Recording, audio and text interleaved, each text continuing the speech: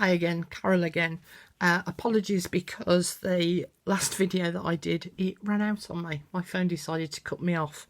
I only have a few bits and pieces that I just want to cover with you about this signature, but I did just manage to catch, I think, finish sewing the signature in using the 3-hole pamphlet stitch. So I poked the 3 holes all the way through all the papers, and then I stitched with my thread down the centre hole, came back up through this one, went back down the centre hole, and then came back up this one, and then tied my threads together.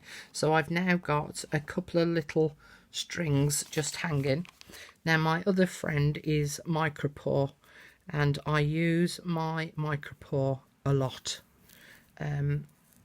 So if you can get yourself some, then you'll find it'll come in handy. It's a little bit like a washi tape, but because it's white, it means that it doesn't really show up. So I just wanted to use a little bit of micropore to just hold those strings down into this section here where the flap's going to sit, so that they won't get in the way. So once all my signature is stitched together, I can remove the paper clips. And then I'm just going to add a tiny thin bead of glue down this centre part down here, and it's just ordinary PVA glue. So just a thin bead of it down there, so that when I stick that up there, I need to go a little bit higher. That will just hold that flap in place. And then you'll have the little pocket here and the little pocket here, as well as the one at the top where we cut the envelope open. So that's our signature now basically finished. At this point, if you didn't want to do any further decoration to it, then you could actually slip this into your cover that you've already made. One of the other things that I wanted to show you was, if you don't want to have a go at stitching, then you can actually staple all of the pages together, and you would normally use one of these, which is a long arm stapler.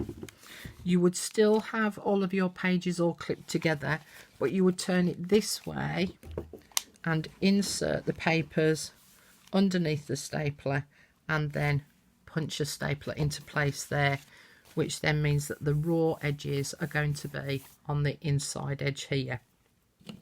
If you don't have a long arm stapler though, you can actually use just an ordinary stapler. Now obviously it's not going to be able to fit in the same way, it won't reach, but what you can do is you can pull that back, and again from the front side is you would sit it like so and punch, and the staples will go through. But instead of doing what they normally do, which is fold over like that, they would just remain like this, and then you would turn it over and you would push those staples down into place. I'm just going to demonstrate on this piece of paper here. Now what you do need to be aware of is that when you do this and push this down, the staples will go into whatever it is you have underneath. So I'm actually just going to put my piece of polystyrene in place, and then punch, and the staples will then fall into the polystyrene. Now it doesn't work particularly well on this because this is just a single sheet of paper, but can you see that the prongs, getting shot, that the prongs of the staple are just sticking up? So you would need to push those over, and you can either do it with your finger or with an implement to just push it over, or a pair of scissors to just push it down into place. The next thing that I would do though is I would just glue some of my lace on the edge of the pages. You can use a variety of different laces on all of the edges, or you can just use the same lace right the way throughout the whole journal. And again, it's up to you whether you want to have lace just on a few of the pages or on all of the pages. This, I tend to just use the PVA glue, and I would just run the PVA glue down the edge of the page and back up. Is that my cup of tea, Mum? My mum's here, brought me a brew. Thanks, Mum. And then, just there, I'll do. Thank you. And then just position the lace on the top.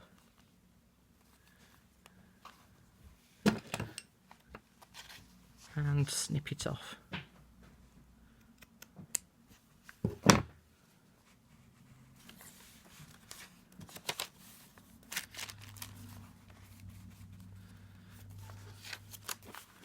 And I would do that on several of the pages, picking and choosing which ones I wanted the lace on and which ones I didn't. And I would just work my way through, putting the lace on the edges of the papers that I wanted. So once that's then done, I'm not going to put lace on all of them. I think I've done enough videoing for today, and you must be bored of hearing my voice. So you just lift up the elastic band and slide in your signature. Oh, my lace has come off, look. Let's pop that back on, because I would normally leave that to dry. And then that's your journal basically made, so that when you open it up, you've got the envelopes on the insides.